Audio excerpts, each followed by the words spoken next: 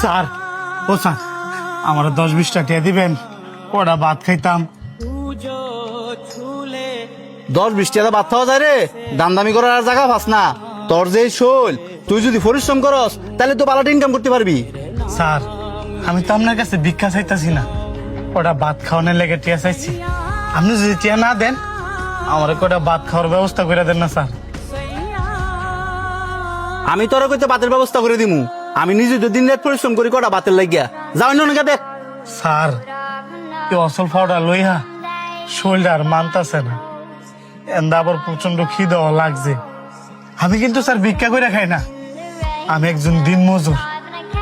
আজকে কোনো কাজ পাই নাই, এ কারণে বাধ্য হইছি পেটের ক্ষুধায় আমার কাছে হাত পাতার লেগে। হ্যাঁ, কাম না করলে ফেটে খাওয়ান জুটতো না। পৃথিবী বড়ই কঠিন। যা যা গিয়া কাম বিছে গিয়া। এই যে ভাই, আপনি ওই এদিকে এদিকে।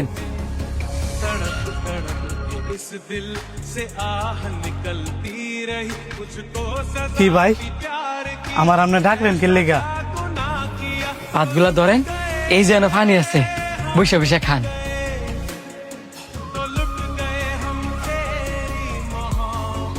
আমি কেমনে খাই? এই ভাত তো আপনি খাইতে বসেন।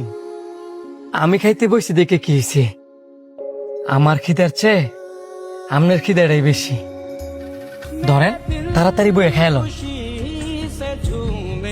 ভাই, আপনারা যে আমি কি কমু আমি নিজেও বুঝতেছি না।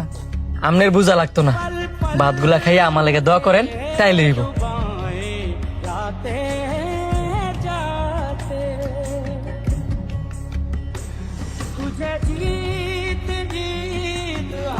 হয় শান্ত, এদিকে আয়।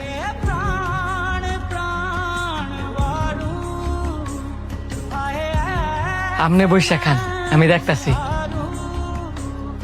জি ছোট সাহেব বলেন। দিন দিন দেয়া যায় দরা তুতলায় পড়তাছে। এই যে তুই তোর বাগের খাবার তার জন্য দেলাইছস, তোর লাগে কি বাড়ির ভিতরে এক্সট্রা খাবার আনতে তুইছে? না ছোট সাহেব, ওই লোকটা তো আমার চেয়েও ক্ষুধার্ত, এই কারণে আমার বাগের খাবারটা ওই লোকটারে দিয়ে দিচ্ছি।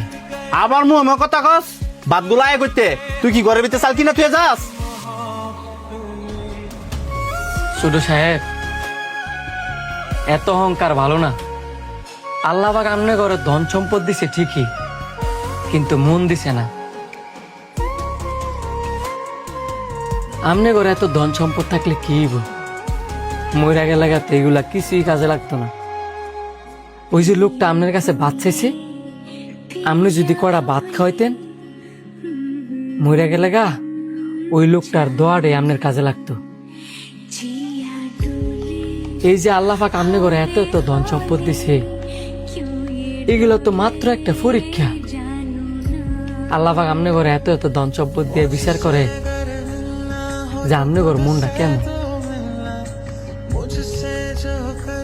একটা কথা কি জানেন ছোট সাহেব, ভাতটা হয়তো বা আমার ভাগের ছিল,